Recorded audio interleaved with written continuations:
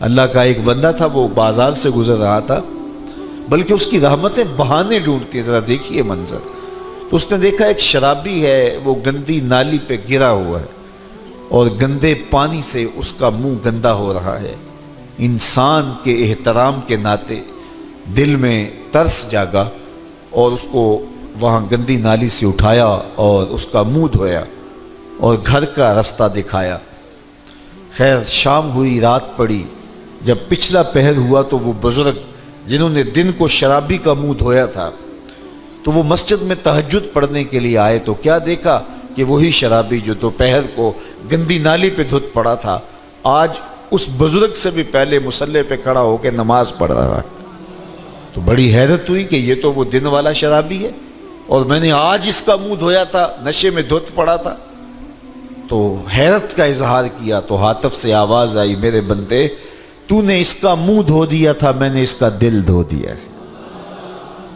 تو جب بندہ اللہ کے حضور توبہ کرتا ہے، اس کے حضور معافی مانگتا ہے تو پھر وہ کتنا عطا کرتا ہے، اور بندے کے گناہوں کو معاف ہی نہیں کرتا بلکہ اس کے گناہوں کو نیکیوں میں بدل کے رکھ دیتا ہے۔ یہ بندے پر اللہ کی کرم نوازیوں کے برستے رنگ ہیں۔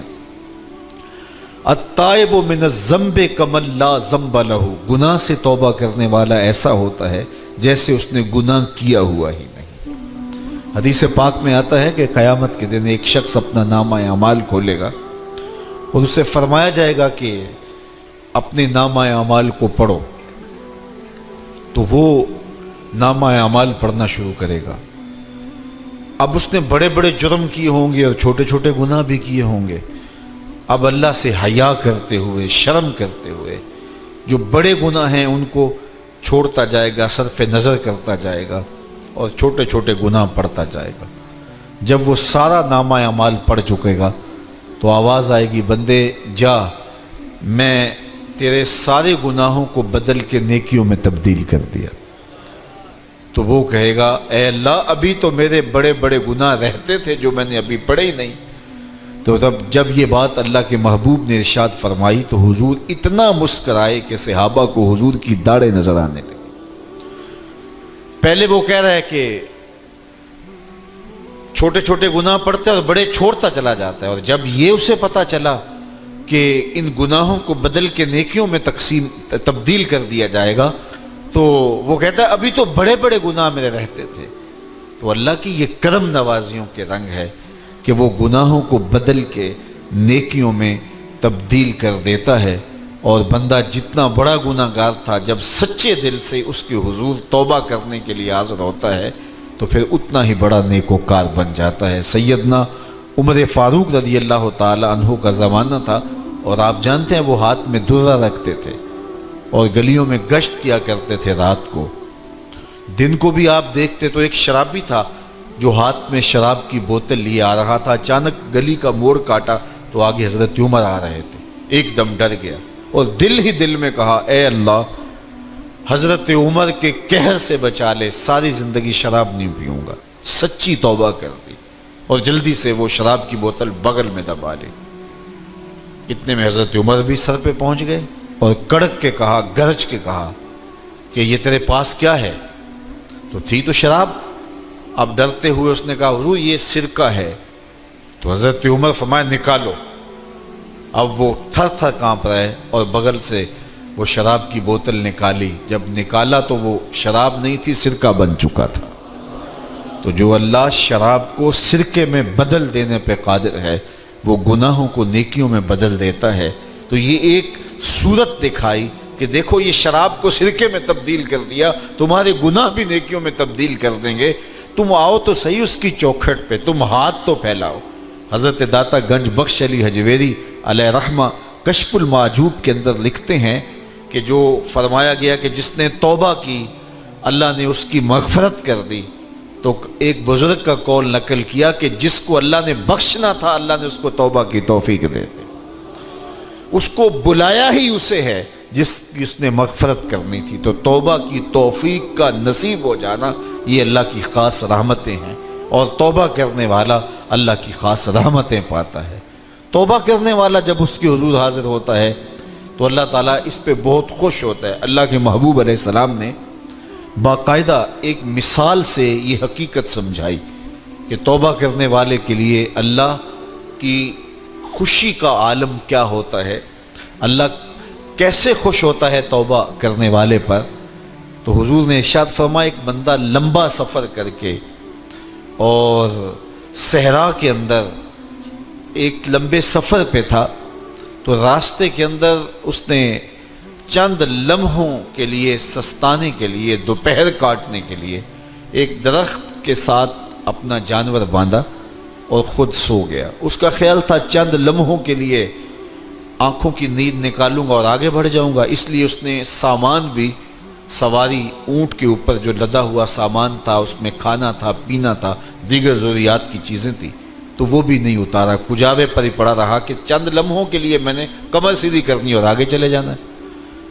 تو تھوڑی دیر کے بعد اس کی آنکھ کھلی تو کیا دیکھتا ہے کہ اونٹ ماں ساز و سامان کے غائب ہے۔ تو صحرا میں اونٹ کا گم جانا زندگی گم جانے کے مترادف ہے۔ تا حد نظر نہ کوئی آبادی، نہ کوئی انسانی وجود، تو پھر زندگی نہیں، موت کے منہ میں اپنے آپ کو دھکیل لینا ہے جنگل میں، اگر آپ کے پاس کچھ باقی نہیں بچتا ہے۔ تو اس نے دیکھا کہ سواری غائب ہے، سواری غائب ہے تو اس کے اوپر جو سامان تھا وہ بھی غائب ہے، تو وہ دائیں بائیں بھاگا دوڑا اس خیال سے کہ میں جو ہے وہ اپنی سواری کو تلاش کر لوں، لیکن سواری نہیں مل پائی۔ تو پھر وہ دوبارہ آیا اور اسی جگہ بیٹھ گیا، اب موت کا انتظار کرنے لگا۔ چونکہ صحرا میں سواری گم گئی اور میلوں تک انسانی آبادی ہی نہیں ہے، تو وہیں پیاس سے ہلکان ہوا، بے چین ہوا، وہاں درخت کے ساتھ ٹیک لگا کے موت کا منتظر ہو کے بیٹھ جاتا ہے، اور یوں بیٹھے بیٹھے اس کی آنکھ لگ جاتی ہے۔ اچانک اس کی آنکھ کھلتی ہے تو کیا دیکھتا ہے کہ اونٹ ماں ساز و سامان کے پاس کھڑا ہے۔ تو اونٹ کا ملنا زندگی مل جانا تھا، تو وہ اتنا خوش ہوا، اتنا خوش ہوا کہ خوشی سے اس کی زبان بل کھا گئی۔ وہ کیا کسی نے کہا نا کہ جب بھی تیری قربت کے امکان نظر آئے ہم اتنے خوش ہوئے کہ پریشان نظر آئے۔ تو کہنا تو یہ تھا کہ اے اللہ تو میرا رب اور میں تیرا بندہ، لیکن وہ خوشیوں کے ہجوم میں درک گیا اور کیا کہتا ہے، اللہم انت عبدی وانا ربک، اے اللہ تو میرا رب، تو میرا بندہ اور میں تیرا رب۔ تو اس قدر وہ خوشیوں میں درک گیا کہ اس کو اپنی زبان پہ قابو اور کنٹرول نہ رہا۔ کسی کے آنے سے ایسے ہوش اڑے ساقی کے، شراب سیخ پہ ڈالی اور بوتل میں کباب۔ تو کہتا ہے اللہم انت عبدی وانا ربک، تو میرا بندہ اور میں تیرا رب۔ تو یہ اس کی زبان قابو میں نہ رہی اور وہ بل کھا گیا، خوشیوں کا ہجوم ایسا ہوا۔ تو اللہ کے محبوب نے یہ مثال بیان کرنے کے بعد ارشاد کیا، مجھے بتاؤ اس بندے کو کتنی خوشی ہوئی کہ زبان پہ قابو نہیں، جذبات پہ کنٹرول نہیں، کہنا کچھ ہے بول کچھ رہا ہے۔ تو صحابہ نے عرض کی حضور بہت خوشی ہے۔ تو فرمایا جس طرح یہ بندہ اونٹ کے ملنے پر واپس آنے پہ خوش ہوا، حتیٰ کہ خوشیوں کے ہجوم میں اس کی زبان بھی قابو میں نہیں رہی، یہ بتا رہا ہے خوشیوں کے وفور کا عالم اور مسرتوں اور جو ہے وہ خوشیوں کی کثرت کا عالم بتا رہا ہے۔ تو فرمایا یہ بڑا خوش ہوا جب کوئی بندہ پلٹ کے مالک کی دہلیز پہ آتا ہے، اللہ اس سے بھی زیادہ خوش ہوتا ہے کہ میرا بندہ میری چوکھٹ پہ آ گیا۔ تو پھر اللہ یہ نہیں دیکھتا کہ اس کے گناہ کتنے ہیں، سمندر کی جھاگ کے برابر بھی گناہ ہو تو معاف کر دیے جاتے ہیں، اس لیے کہ میرا بندہ پلٹ کے میری چوکھٹ پہ آیا ہے۔ تو توبہ اللہ کو محبوب ہے، اللہ کو مطلوب ہے، اللہ کو چاہیے کہ بندہ اس کے حضور آئے اور پھر اللہ جل شانہ اس کی مغفرت و بخشش فرما دیتا ہے۔ یہ موسم نور کے موسم ہے، عام دنوں میں بھی توبہ کرو، دن میں کرو یا رات کو کرو، کسی بھی مقام پہ توبہ کرو، اللہ معاف کر دینے والا ہے۔ لیکن یہ خاص ایام تو ایسے ہیں کہ اللہ کی رحمتیں بندوں کو معاف فرما دیتی ہیں، اور اگر کوئی توبہ کا جو ہے وہ دامن پکڑ کے آ جائے، اس کے حضور حاضر ہو جائے، تو پھر اللہ تعالیٰ جل شانہ بندوں کی خطائیں بھی معاف کرتا ہے اور ان کے گناہوں کو بدل کے نیکیوں میں تبدیل کر دیتا ہے۔ خوش نصیب ہیں وہ لوگ جو ان بابرکت ایام میں اپنی بخشش کا سامان کر لیتے ہیں، اور ان سے بڑا بدبخت بھی کوئی نہیں جو ان سہانے موسموں میں بھی پیاسے رہتے ہیں اور ان موسموں میں بھی ان کی بخشش و مغفرت نہیں ہو پاتی۔ رت سہانی ہو، موسم اچھا ہو، تو مجھے بتاؤ کہ جو اس موسم میں بھی اپنے آپ کو محروم رکھے تو اس سے بڑی بد نصیبی کیا ہوگی۔ اللہ کے محبوب علیہ السلام نے منبر کی تینوں سیڑھیوں پہ قدم رکھتے ہوئے آمین آمین پکارا، تو حضور علیہ السلام سے عرض کیا گیا یا رسول اللہ صلی اللہ علیہ وسلم، ہر سیڑھی پہ قدم رکھتے ہوئے آپ نے آمین کہا، تو آپ نے کس بات پہ آمین کہا؟